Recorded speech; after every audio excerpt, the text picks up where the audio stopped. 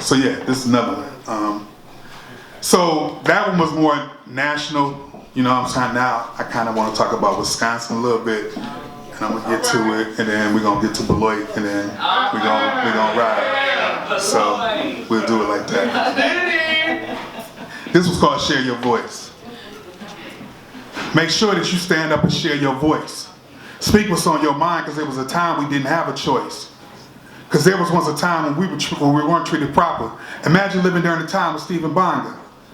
When some people were still locked down as slaves, he spoke his voice during the days of the fur trade. So see, unafraid, you must share your voice.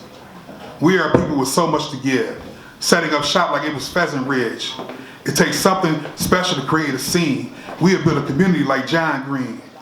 Finding a place to call our own, we should rejoice. In order to build, realize you must share your voice.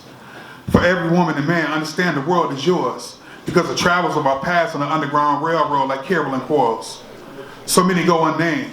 The struggle shows there have been many others, sisters and brothers outside of James Glover. See, this fight has been so pesky, yet somewhere in the distance, you can hear Ezekiel Gillespie, because I'm sure someone said to him, share your voice.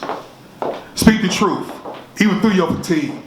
Share your voice against wrong like it was the Urban League. Our pain is generationally explained, like the voices of Ruth Sanders Baldwin and George Emmett Hayes. We have worked hard, speaking our voices over time, looking out for each other like it was the Divine Nine. Alpha Phi Alpha, Alpha Kappa Alpha. Let us take the steps of organizational standard. There's Kappa Alpha Psi and Omega Psi Phi. The ladies of Delta Sigma Theta holding their heads up high. Beautiful in the blackness, what we review as enigma. Our melanin runs deep like Zeta Phi Beta and Phi Beta Sigma. When you share your voice, you can bypass the layers, because you can call it out like it's Iota Phi Theta, all taking responsibility in sharing that voice. So now you ask, does sharing your voice mean to me? It means speaking up to advance like the NAACP, getting to the core like CORE, hearing the voices of the pastors in the SCLC, and the students taking it up like the SCNCC,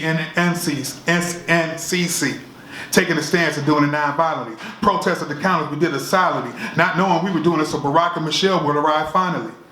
This is share your voice, the pain we've lived it. We've searched for fair housing like Val Phillips, standing up and fighting when things weren't so cool, like Lord Barbie, working to end segregation in schools, having the faith to make sure we live proper. We even thank our white allies, like Father James Grappy. We have mastered the art of any situation, yearning for more during the Great Migration. From Pontoc to Tupelo, we trudged through the snow, with hopes of getting our foot somewhere in the dough.